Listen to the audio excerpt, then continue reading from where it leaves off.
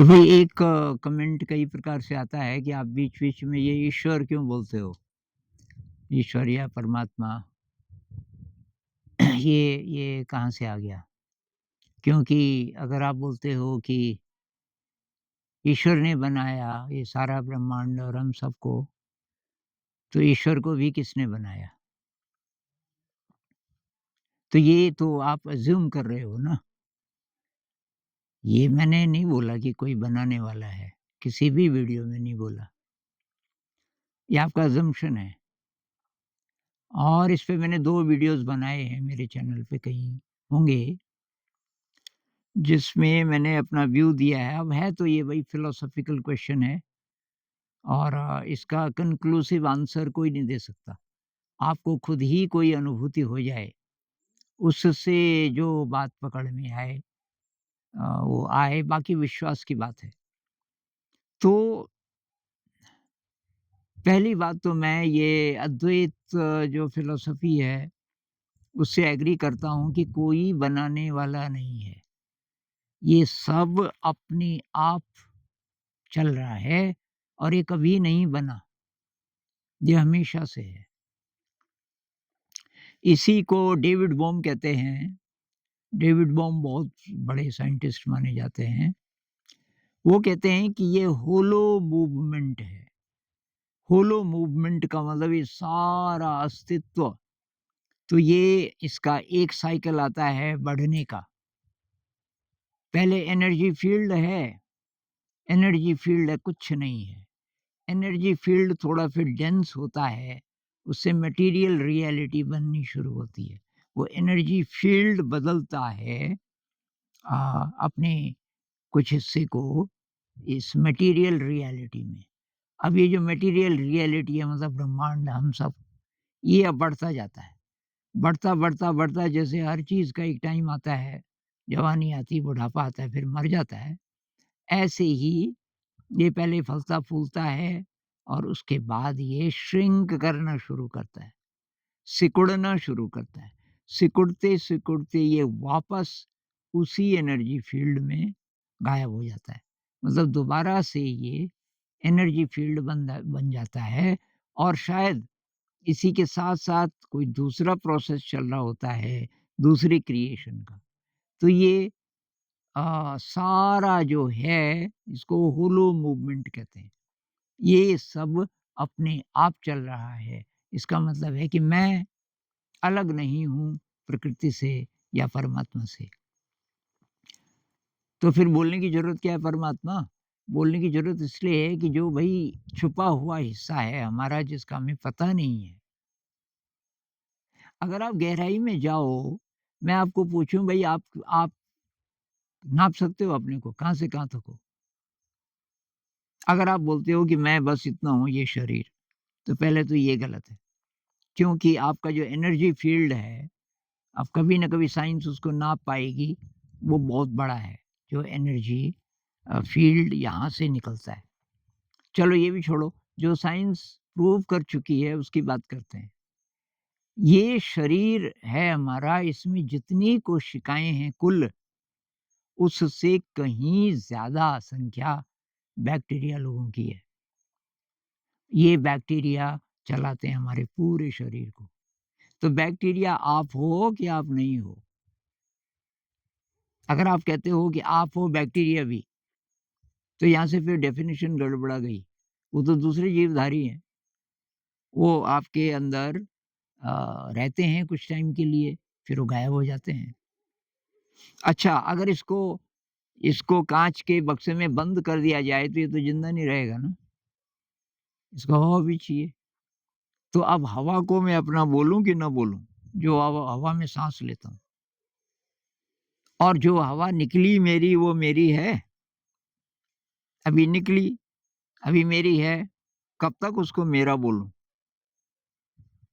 तो बुद्धिज़्म में कहते हैं कि हर एक चीज़ इंटरकनेक्टेड है। आप अपने को ब्रह्मांड से अलग कर ही नहीं सकते, क्योंकि आप जुड़े हैं पृथ्वी से, हवा से, धूप से, गुरुत्वाकर्षण से, गैलेक्सीज़ की लाइट से, पृथ्वी के मूवमेंट से, सारे जो जितने ग्रह नक्षत्र हैं इनके मूवमेंट से, हर चीज़ से जुड़ी हुई है, इंटरकनेक्शन है और ये सारा का सारा अपने आप चल रहा है। लेकिन ये सुपर इंटेलिजेंट है, क्योंकि ये जो ब्रह्मांड की स्टडी जब हम करते हैं कि ये कॉमेट दोबारा से फिर आएगा, ये किस आधार पे? हम ये मानते हैं कि ब्रह्मांड की गतियाँ निश्चित हैं। किसने की निश्चित? तो ये सुपर इंटेलिजेंट है और इसी का हिस्सा हम हैं। लेकिन हम सुपर इंटेलिजेंट नहीं हैं ज़्यादातर समय, क्योंकि इग्नोरेंस है। गलत शिक्षा के कारण, अ, अब ये रिलीजन के हिसाब से चलो तो गलत संस्कारों के कारण, गलत मेंटल हैबिट्स के कारण हमारा जो जो विराट है एनर्जी, हमारे अंदर जो है, यूँ कह लीजिए कि वही जो सुपर इंटेलिजेंस का फ़ील्ड है, उसमें हम हर समय हैं, क्योंकि उसी फ़ील्ड का एक्सप्रेशन ये भी है। और जब-जब हम बोलते हैं कि हे ईश्वर, हे परमात्मन, तो आप ही का जो सुपर इंटेलिजेंट फ़ील्ड है, लेकिन आप एक्सेस नहीं कर पा रहे हो। है तो आप ही का, लेकिन आप एक्सेस नहीं कर पा रहे हो, तो उसको कुछ कुछ भी बोल दो। आपको ईश्वर शब्द पसंद नहीं है, तो कुछ और सही। ईश्वर ज़रा कन्वीनिएंट शब्द है। तो इसलिए उसका उपयोग करते हैं। तो इसमें तो ये चीज़ है। एक मैंने वीडियो बनाया था जिसमें मैंने बताया था कि हमारी हालत ऐसी है कि जैसे कोई हीरा है, वो हीरा हैं हम। लेकिन अज्ञानता में हमने, समाज ने उसको पोत दिया मिट्टी से। तो अब जो हीरा है, जो हम हैं मतलब, वो मिट्टी का ढेला हमें लगता है। और उस ढेले में कोई एरिया है पीछे की तरफ जो दिखता नहीं है मुझे, वहाँ मिट्टी नहीं है, छोटा-सा एरिया।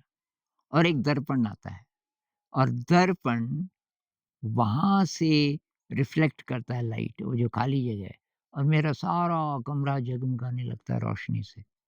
और मैं दर्पण को पूछता हूँ, ये रोशनी कहाँ से आई? और दर्पण कहता है, ये तो तेरी ही रोशनी है। मैं कहता हूँ कि मेरी रोशनी कहाँ से? कि तू तो रत्न है ना, तू हीरा है। तो तेरा जो हीरा है, उसके रंग हैं ये। अब मैं कहता हूँ कि मैं हीरा कहाँ हूँ? मैं तो मिट्टी हूँ।